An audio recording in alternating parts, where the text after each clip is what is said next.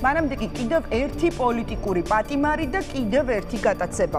დღეს საქალაქო სასამართლო მოვლენების მთავარი ეპიცენტრი იყო. პოლიციელების მობილიზება საქალაქოს შენობასთან, წინასწარი დაკავების იზოლატორთან წყლის ჭავლები. და ეს ყველაფერი მხოლოდ იმიტომ, რომ დღეს ნიკა მელიასთვის, რომელიც გუშინ სასამართლო პროცესამდე შეიძლება ითქვას რამდენიმე საათით ადრეც გაიტაცეს, პატიმრობა შეეფარდათ. ნიკა მელიამ დღეს დეტალურად მოხვა მისი დაკავების დეტალები მოსამართლის წინაშე. მან თქვა, რომ ის გაიტაცეს, ძალის გამოყენებით ჩასვეს ფურგონში, სადაც 11 პირი იყო, ძალის გამოყენებით წაართვეს ტელეფონი, ასევე დაამტვრიეს მისი მანქანის ვიდეო კამერებიც. ადამიანს მიმართავდა მელია მოსამართლეს, არ აინტერესებს გატაცებული ვიყავი თუ არა. შუშის თვალებით იხურება, თანამონაწილე ხართ. დანაშაულებრივი ჯაჭვის ერთ-ერთი რგოლი, რომელსაც კითხვაც არ უჩნდება, ვინ გამიტაცა, უთხრა ნიკა მელიამ დღეს მოსამართლეს და მას პროტესტის ნიშნად წყალი შეასხა.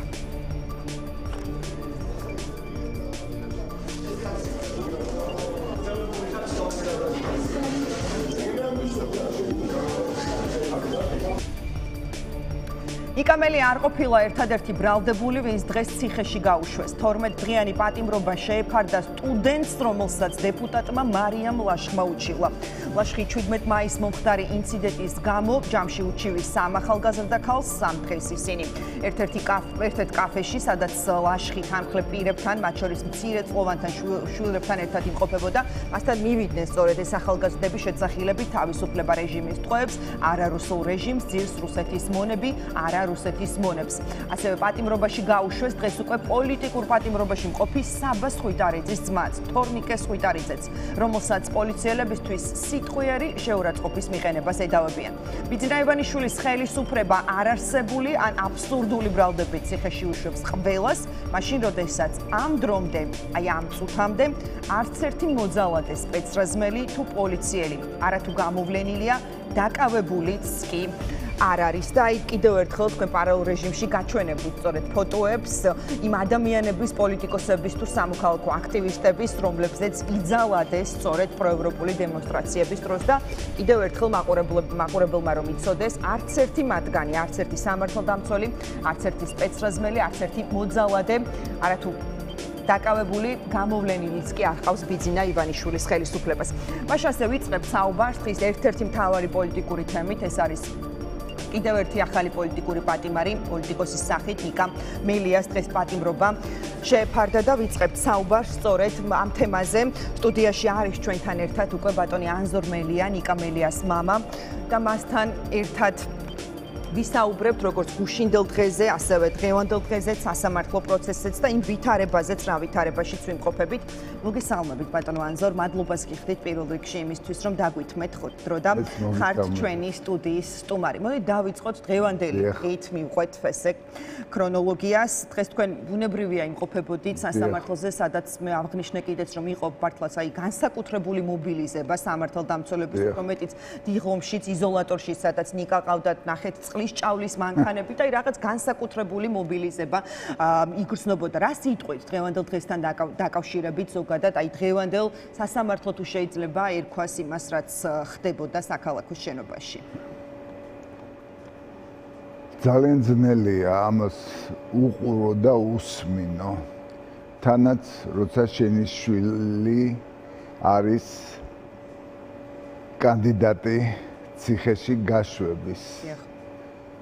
მით უმეტეს როცა იცი რომ შენიშვილი ძალიან პატიოსანია, ძალიან ვაჟკაცურია და მე არ მახსოვს ნიკას ოდესმე ტყვილი რომ ეთქვას. ისე გაიზარდა რომ ნიკა იყო ბავშვობაში, ბავშვობის ეტალონი, მოზარდი რომ გახდა ეტალონი იყო და როდესაც უკვე დავაშკაცდა ეტალონია და ასე აგრძელებს. თანაც მადლობელი ვარ ნიკას, იმიტომ რომ ჩვენ მშობლები მოგვამზადა ამ დღისთვის. ის მზად იყო ციხეში წასასვლელად? დიახ, მზად იყო ციხეში წასასვლელად და ისეთი არგუმენტები ჰქონდა ნიკას, რომ ვერ გაუწევდი წინააღმდეგობას. და თუ თანაც მშობელი ხარ და გიყვარს შვილი, არ უნდა შეუქმნა დისკომფორტი შვილს.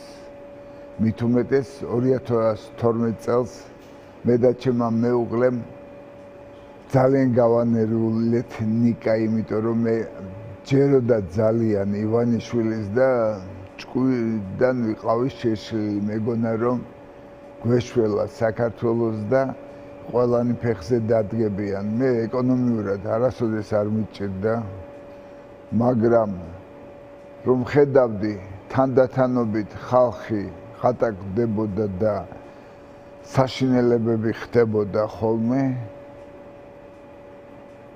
გადავწყვიტეთ მე და მეუღლემ, რომ ხმა მიგვეცა ივანიშვილის ოცნებისთვის. ნიკა გავაბრაზეთ ძალიან სერიოზული ის ქონდა კამათი და ბოლოს ნიკამ გითხრა, მშობლები ხარ და შეურაცხყოფას ვერ მოგაყენებთ, მაგრამ იცოდეთ, ამას ყველაფერს თქვენ ინანებთ აუცილებლად. და მართლაც ასე მოხდა. იმ ადამიანმა, ვისაც ხმა მიეცით, თქვენი შვილი ციხეში გაუშვა, შეიძლება ისე. ნამდვილად მომატყვილა.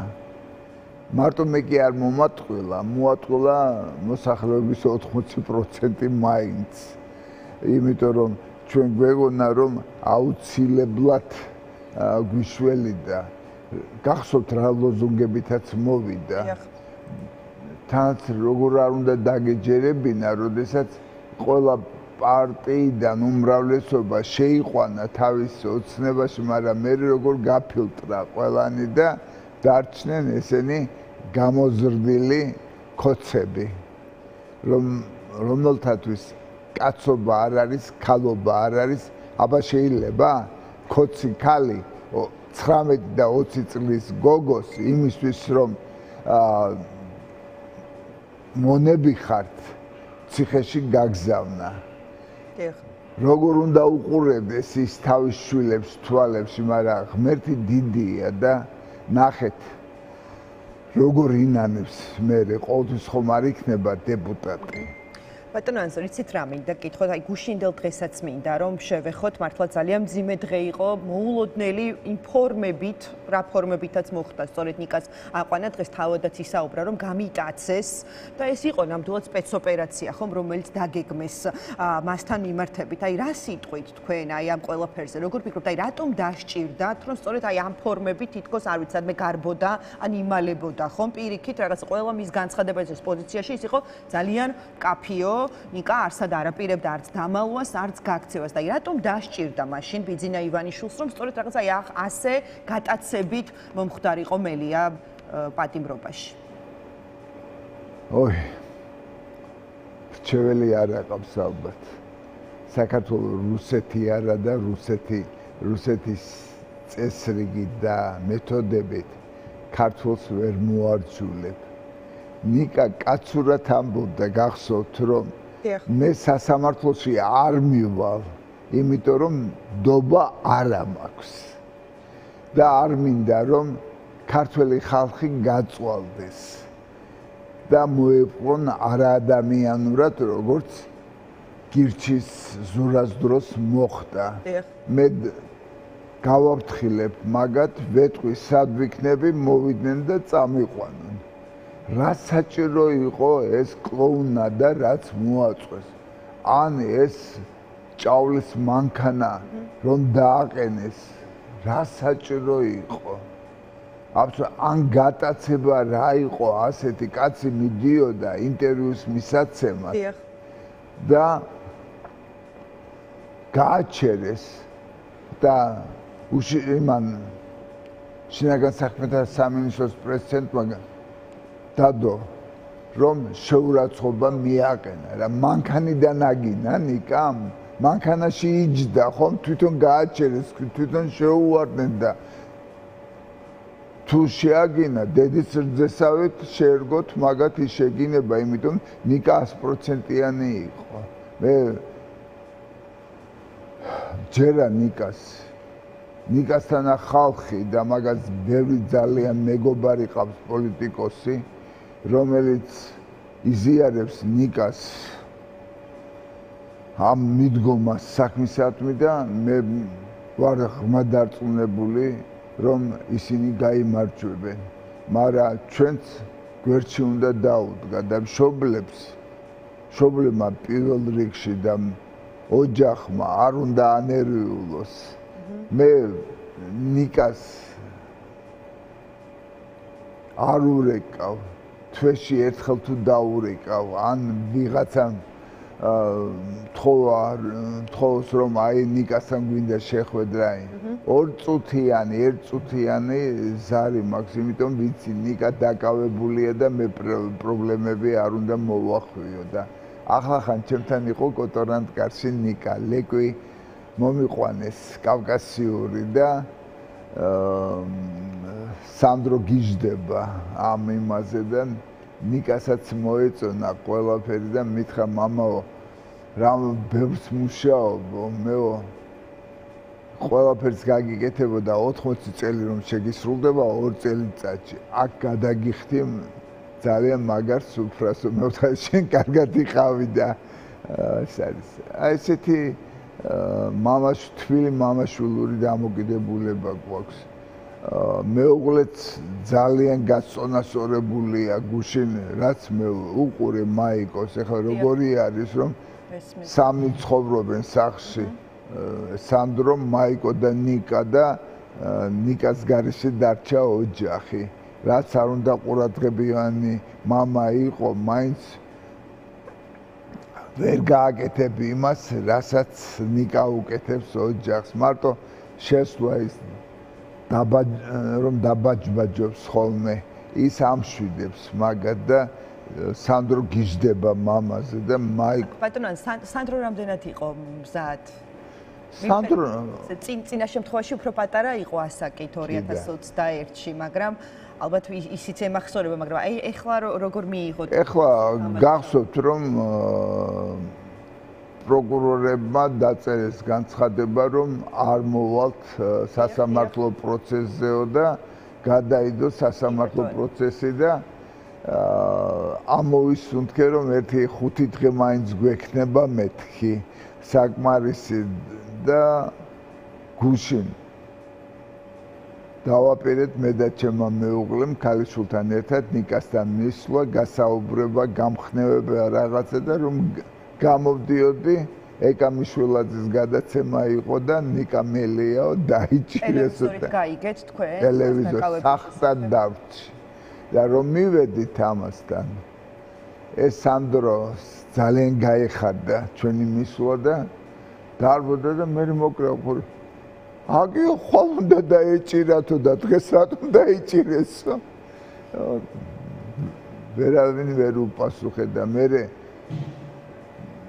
პირველში მაინც დაეჭირათო და რატომ სანდრო მეთქი პირველი რა ხდება 31-შიო ნიკასთან ერთად ოფისში უნდა წაფსულიყავიო და კვარაცხელიასთვის უნდა გვეყურებინაო ფინალის მატჩზეო და მე ვთხარი ან მე წაგიყვან ამ ბიძაშენი მეთქი და ოფისი რა ჭირათ მინდაო როცა ნიკა არ იქნება მანტო აი ესეთი ის არის და მზად არის ყველაფერი ისე რომ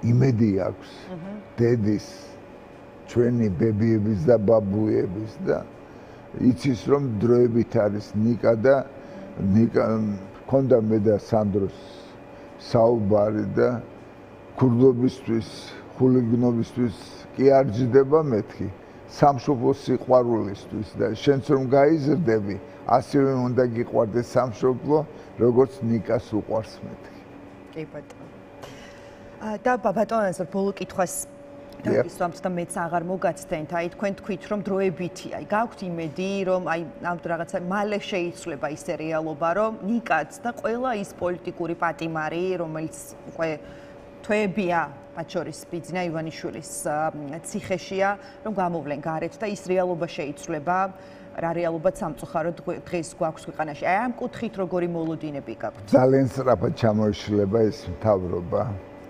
ძალიან სწრაფად ამის იმედი მომცა კიდევ დღეს სენატორის ჩამოსვლამ 3 საათით რომელიც ესაუბრა კობახიძეს და კიდევ სხვა ცენტრალურ ფიგურებს მერე ოპოზიციას შეხვდა და ჩამოიტანა ტრამპის დავალებები და იმ კვირიდან გამოჩნდება. მე არ მგონია, რომ ესენი აუხდნენ ტრამპს და ამერიკის მოთხოვნები არ დააღმაყოფილონ. პირველ რიგში ყველა პოლიტპატიმარი უნდა გაანთავისუფლონ და შექმნან ისეთი ატმოსფერო არჩევნებისთვის, რომ დემოკრატიამ გაიმარჯვოს საქართველოში. მე ამაში ღრმად დარწმუნებული ვარ. ამათი დღები დათვლილია, როგორც ესენი იქცევიან. როგორც ტერორისტი აიყვანეს, კარგით, მაშინ კიდევ მესმის, როდესაც 4 წლის წინათ რომ მიადგენ ნაციონალების შენობას, სახანძრო კიბეები და რაღაცები, მაშინ ნიკა გამაგრებული იყო შიგნით ამ იმაში და კიდევ შეიძლება გეფიქრა, მაგრამ ეხლა კაცი ამბობს მე აგერა ვარ, გეტყვით სად ვიქნები, მოდით და წამიყვანეთ. მეტი რა უნდა გაიკეთებინა და რა გააკეთეს. ხომ მოიჭრეს თავი, აბსოლუტურად მოიჭრეს თავი. არ ვიცი. მე ჯერა რომ მალე ჩამოიშლება ესენი, უკვე დაიწყო ჩამოშლა, ხომ ხედავთ საკვანძო ძალოვანი მინისტრები ყველა, რომელიც მარჯვენა ხელი იყო ივანიშვილის, ყველა გაანთავისუფლა. ეხლა ამ ახალ მინისტრს დააწყებინა სიბინძურების გაკეთება და პირველი ეს ნიკას აი ესეთი არანორმალური, არაადამიანური მოპყრობა იყო. არ შერჩება, გამორიცხულია. ქართველი ხალხი ამაყია, ჭკვიანია და უყვართ საქართველოს და მე მათ ვარ დარწმუნებული. ეხლა მე იცით რომ პრაქტიკოსი ექიმი ვარ და ყოველდღიურად ვღებულობ პაციენტებს და 10-15 პაციენტი. უნდა ნახოთ რა სიტყვებით მოიხსენიებენ ნიკას რა. უყვართ. იმიტომ იციან რომ სუფთაა, იციან რომ ვანგაროა, იციან რომ არ მოატყვილებს და ამიტომ მე მჯერა ჩემი ქართველი ხალხის რომ ყველა ერთად დავდგებით და გავანთავისუფლებთ საქართველოს. მე იშვიათად დავდიოდი აქციებზე, იმიტომ რომ ხერხემალი მაწუხებს და დიდხანს ვერ ვდგები. ყოველ დღე ვივლი. ყოველ დღე დავდგები და ნახოთ სხვა ხალხიც ამას გააკეთებს და ჩვენ გავიმარჯვებთ. კი ბატონო. ძალიან დიდი მადლობა. მადლობა ბატონო ანზორ. მადლობა დიდი მადლობა მოწვევისთვის და მიხარია რომ თქვენთან ერთად ვარ. ძალიან დიდი მადლობა პირიქით თქვენ. მადლობა.